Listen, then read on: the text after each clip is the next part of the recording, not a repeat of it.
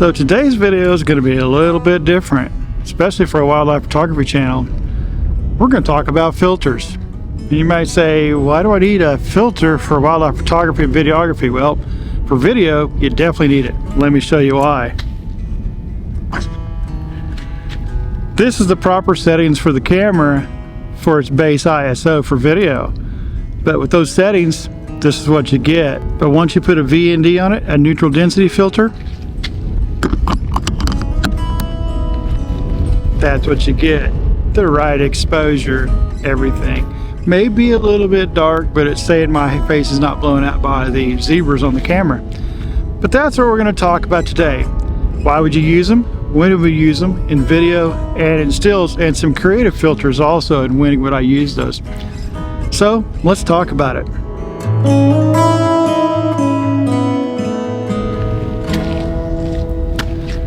VND, Variable Neutral Density Filter. What a mouthful to say. Tongue twister almost, try to say it fast, see what happens. They are a must-have if you're shooting video. You've got to have them in your bag. You got to have them. A 2 to 5 stop, a 1 to 5 stop, one of those. Because what is variable means it goes 1 stop to 5 stop or 2 stop to 5 stops darker. Why are they important? Well, if you want to shoot really good video, you shoot full manual. You don't do auto ISO. And why is that? Well, talk about ISO in video. Every camera has a video base ISO. And what does that mean? Let's say Canon, I think it's a 640 or 800. I have to always look it up. I've been shooting a lot of Sony with my talking head stuff, and it's 100 and 2000. We'll talk about dual in a second, but let's just say it's 640. That means if you go 100 to 250 to 4, go your work through to work your way up. When you finally hit 640, you'll have noise, and then it'll really clean up. Then you go past it, you'll have more noise. So basically that base ISO is where the video cleans up. So the camera I'm shooting right now has, with not S-Log, has a base, dual base, where it's 100 and 2000. So 100 is the cleanest, is what I'm shooting right now. And I go to 2000 for low light, and it goes, you go up to 1250, 1600. It's noisy, real noisy. And then when you hit 2000, all of a sudden, it just cleans up. The noise disappears. Really nice. And if you shoot S-Log on it, it's 640 and 12,800. One of the best low light cameras on the market for shooting video. Just great. And basically that means when I get up to 10,000, that, and when I finally hit 12, it's noisy as all get out. Hit 12,800, cleans right up, and then you color grade it. So that's the first thing you do. So you want to put your camera in the base ISO. Next leg in that triangle is shutter speed. So how do you set your shutter speed for video? Well, you want to go your frame rate. When I'm shooting real time, like we're doing right here, it's 24 frames a second. And that gives that nice cinematic kind of, your eye wants a little bit of blur, and that's what it gives you, just a touch of blur between frames. And what you do with that, with your shutter rate, is you double your frame rate. And that gives you my 24 frames a second at 1/50th. With such a low shutter rate, and at ISO at 100 is as low as we can go, you can see when I took that off a second ago, we'll do it again, you'll see how blown out it is. So you'll see right there, that's the exposure at that. We haven't talked about after, we'll in a second. Put this back on so I don't look so pasty and white there. So that's what we've got. Already you can see we've got to find some way to bring that exposure down. That's what the VNDs do. So our next thing is our aperture. Set your aperture for whatever you need for whatever you're doing. If I had somebody behind me, I'd probably set it at f8, f11, something like that, to capture behind me. But right now I'm at f1.8. That's because I want to give myself and kind of blur the background out a little bit. It just looks a little nice for you, pop a little better on video. But when you do that, again, now you're really letting a lot of light in. If I moved to f4, things like that, it could get a little bit better. So to get this depth of field, the frame rate right, and get the base ISO, I definitely need a VND, and I've got this at 5 stops right now to drop that down where I look natural, and I get the best out of my camera to get the best video. So wildlife videography, why are we needing that VND? You can see that, yeah, I've got to do it for this at 1/24 a second. But if I'm shooting high speed frame rate, I'm shooting 1/250 a second, but I still have the same problem. If I'm shooting a bird on a really bright day, and I've got to keep my frame rate to 1/250 because I'm shooting 120 frames a second to get that slow, so I can slow that video down. If you see it gets real slow, buttery, that's I'm shooting 120 frames a second in video, which means I got to be at 1/250 a second. And I'm probably going to be wide open at f4 because I want to get that drop off behind that shorebird, like on that bright day on the beach. And then my ISO, I need to put it at that base ISO at 640. So you can see again, I'm right back to that same dilemma.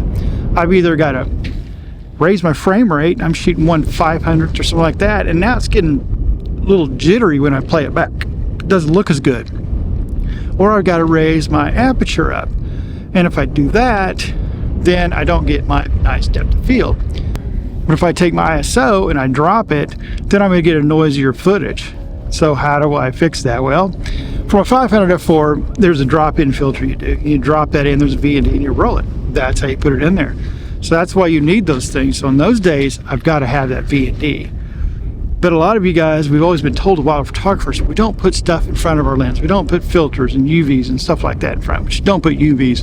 Use your lens hood for lens. If you're doing it for lens protection, use your lens hood. That's your lens protection.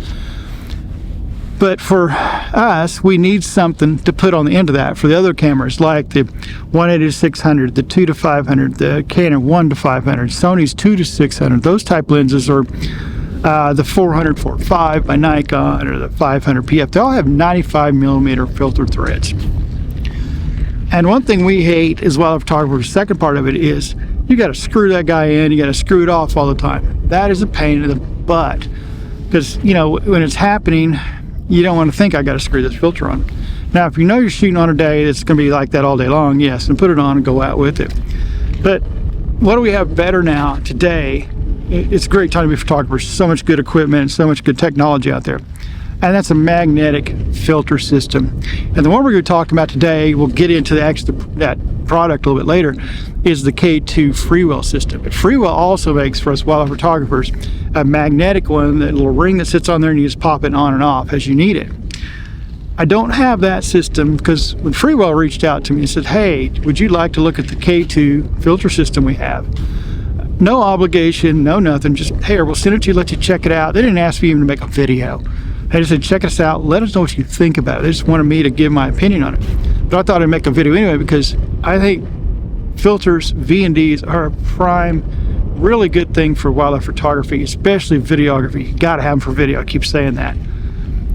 And we're gonna talk about the K2 system. So, but there is the magnetic system for things that are 95mm. So the K2 only goes up to 82mm, which is great for everything that's lower than that, like the 7200s and all those, and some other lenses you can use them on. But if you have a 95mm thread or bigger, then you want to use their magnetic system because it goes to 112mm. So all those lenses I listed a minute ago, the 180-600 by Nikon, the 500 PF, the 400-4.5, the 100-400, Canons, the new 200-800s coming out, the 100-500, Sony the 2-600, lenses like that have 95mm thread, so it will fit right in there. So all you do is screw a little thread filter on the top, and then they just pop right in there. They're great. And it's getting a little chilly behind me. The wind's behind me, and my ears are getting cold here on top of this mountain, and I don't have any light. So let's go down the mountain. We'll find another place to talk about more about this, using filters and how to use them and why we use them and how this K2 filter works in the field. And it's a really, really cool system. Really, really nice. So let's go do that.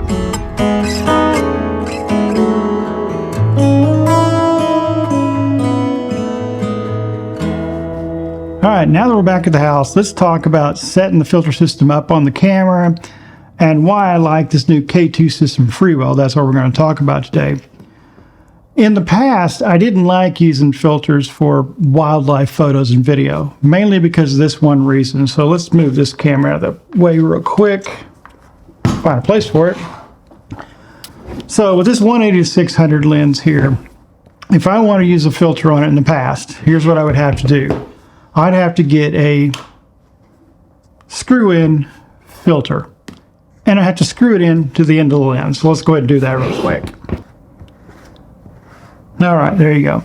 Another thing is when you screw it in extremely tight, like how you want to use it, then it's very hard to get off because, again, it's hard to get hold of the back part of the grooves to take this thing off. I didn't screw it in all the way. I screwed it in close all the way. But once you have it on, then you can turn the front of it to change your density of your filter. Another thing is, you don't know if you're at 1 or at 5. You just have to look at where it gets darker or lighter as you spin it around. So you don't really have any number representations. You can't look down the lens to find them. And then when you're done with doing whatever you're doing, let's say I don't need it for photos, but I need it for video. So what I'd have to do is I'd have to go out here, screw this filter on. When I'm done with the video, I want to shoot stills again, I got to come here and take this guy off. Let's see if we can get her off easily. See, I'm spinning the VND and not actually the filter here. I got the filter now. And there we go. The next thing is you got to try not to drop it on the ground because you barely have hold of it when you take it off. So now that I've taken off after video and I shoot my pictures, then I need the video again, then I got to go and screw this guy back on. So for wildlife, just didn't have the time to do all that, taking this filter on and off all the time. Now, if I was just shooting video, that's what I did. And what makes this K2 and the Freewell system, this K2 and the magnetic one, why does that make that different? What makes it different than that? Well, it's because it's magnetic. So let's get this 7200 lens out and I'll show you how you put this guy together, how you set this system up. And what is really cool about these systems is you've got these step-up rings. And this kit, the Freewell K2 kit, comes with 4 rings. It comes with a 67, 72, 77, and 82. And this is the 77 we're going to put on this guy. Let's go ahead and put that on. So these are step-up rings. So you could put a 67 on this RF1 to 400 if you wanted to. It would, but it's in the truck right now. Put the 77 on this one. And you only need one lens, one ND filter or one gold streak or mist filter or that type of stuff. So again, you just screw it on like you would a screw-in filter. So I can find out how to get her started here. You screw it on and now you are good. So if you had one of these step-up rings on this lens and a step-up ring on this lens, you can interchangeably change out this K2 system, just take it from one to the other. So you only need one filter, multiple step-up rings, really nice. Now, for the kit, what do you get in the kit? Well, like I said, you get 4 of those step-up rings, you get a 1 to 5 and a 6 to 9 VND. And in the kit I got 2 specialty filters that I'll show you in a bit with a really neat feature on this system. Now, after you've got that on, the next part you have is this little, kind of like a matte box, little mini round one here, which is really cool. And on the front, you have a magnetic lens cap, and it pops out. It takes a little bit of force to take off there. Pretty hard, so it'll stay on. You can shake this lens around, this will not come off. So on this guy, you'll see you have 2 little buttons here, right there, on each end of it. And you push these, and there's a little ring in here, and it releases some clamps inside here. So when you push these 2 down, and you set it on here, they just clamp on there. So now you are on. You're not coming off. It is tight on there. To take it off, again, you push the 2 red buttons on each side, and she comes right off. That easy. Really, really cool. So let's put it back on, and we'll show you how to set up the CPL. So each of these 1 to 5 or 5 to 9. One side is, it says on here, 1 to 5 stop, which is your VND. If you flip it around to the other side, you'll see it says CPL. If you want the circulating polarizing lens part of it, you take where it says CPL and you have that facing your subject. And all you do is snap it on top of there, and now you have your CPL on.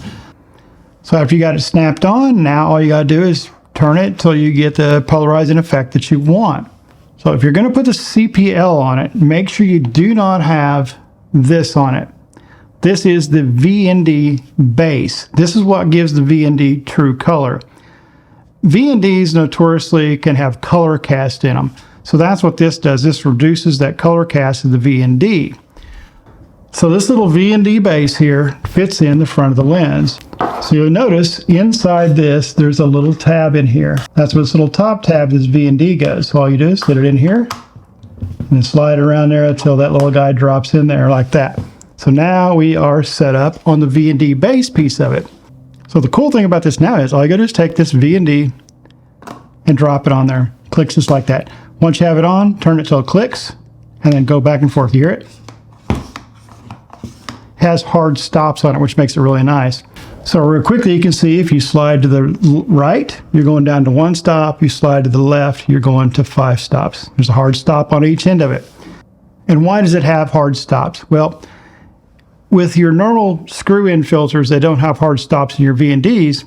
As you go past like a 1 to 5, you go past 5, what you'll notice is you'll start to get this X band across your image, or it gets really dark, because it's moving into that little weird space. So this stops at 5, so you can't move into that weird cross pattern that messes up your images and causes bad cross vignetting across your screen, middle vignetting basically. So that's what it is. So that is real nice, because now we have our VND on it. So let's say I'm taking video and now I want to go take stills and I need to take this off. It's real easy. All I do is take my front metal plate that goes in the front. It's a lens cap. It's a magnetic also, and you're not going to dent this guy. It's tough. Click the 2 red buttons again on it. Pops right off. Take this guy, put it in your pocket, whatever you do, my sweatshirt pocket. There you go. Now you can shoot your pictures. Need the video again. You need the VND on for some reason. Take this guy back out. Squeeze the 2 buttons again. Pop it on there. You're good to go. It's that simple to take this on and off. Now there's also, you notice there's these 2 red dials here. Well, what do those do? Well, you can see this thing spins. There's a reason it spins. So all you do is on the back of this, let me show you real quick. So at the very top of this K2 system, there is a bubble level on there. So what you do is you put this back on your camera. Again, push the 2 red little tabs there to get it on. Now that you're on, you take that bubble level, and once you get it to level up top, like I do now, I just screw in both sides of these guys. Now, if you tighten these down and you notice your stuff still spins, the whole system, make sure your step adapter is completely locked in. It's nice and tight, and then it'll do it. So now that I've got that level, now I can show you what the neat little part of this is. Let's take this lens cap off again.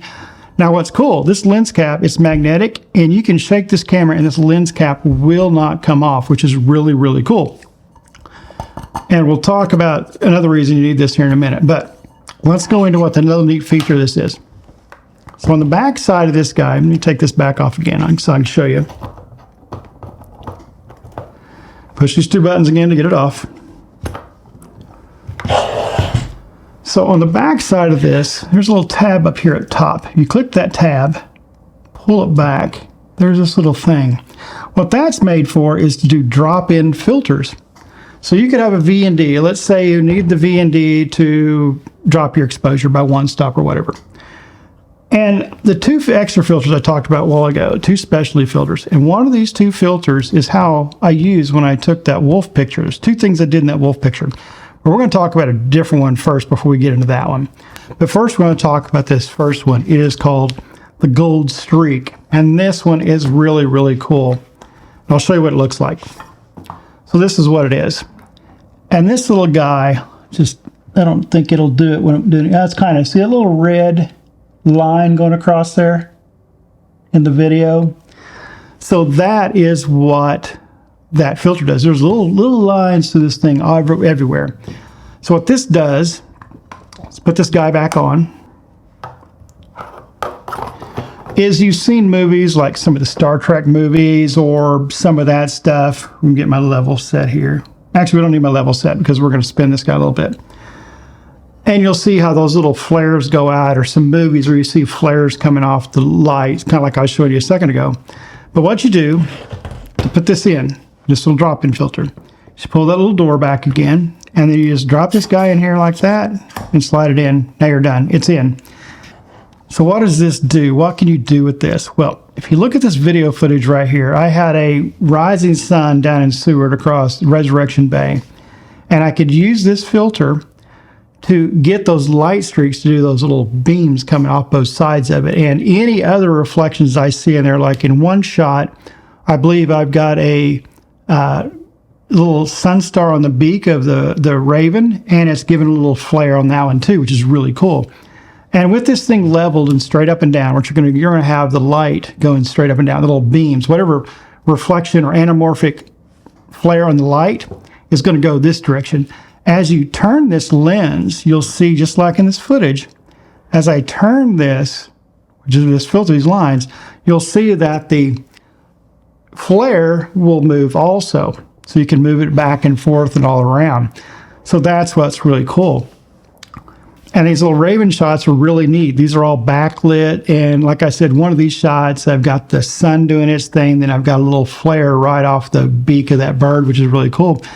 And I keep looking for light to be able to use this in besides nighttime. I've got some nighttime shots where you can see the flares across the city lights on some landscapes, but I'm not a landscape guy, I'm a wildlife guy. But we haven't had a whole lot of sun here in Alaska. And what I was really wanting was a moose in the fall, and I just couldn't get it because I couldn't get the light right, and it was always cloudy or snowing. But what I wanted, I'm still trying, what I wanted was the light to be the sun to be shining through the trees to like a little part, to get that sun and to get that little anamorphic flare along with the moose down below with that flare of the sun is what I was after, kind of like with these Raven shots that I was doing. But you can see how you can need some really neat reflections and stuff. And actually some of these things coming, you got the light beam coming from the sun off down on the left, but you'll see some coming from the right. That was literally reflections off the side of my truck that was parked over to the right of me when I was shooting those Ravens.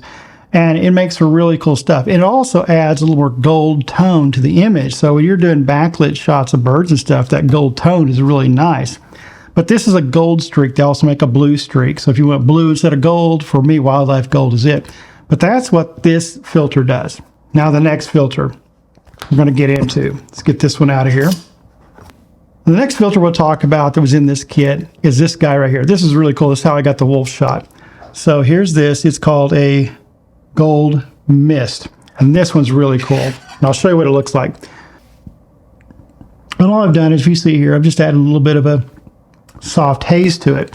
So let's go ahead and put this in here. All we do is take it up top, slide it in. That's it. Doesn't matter if we lock this one in.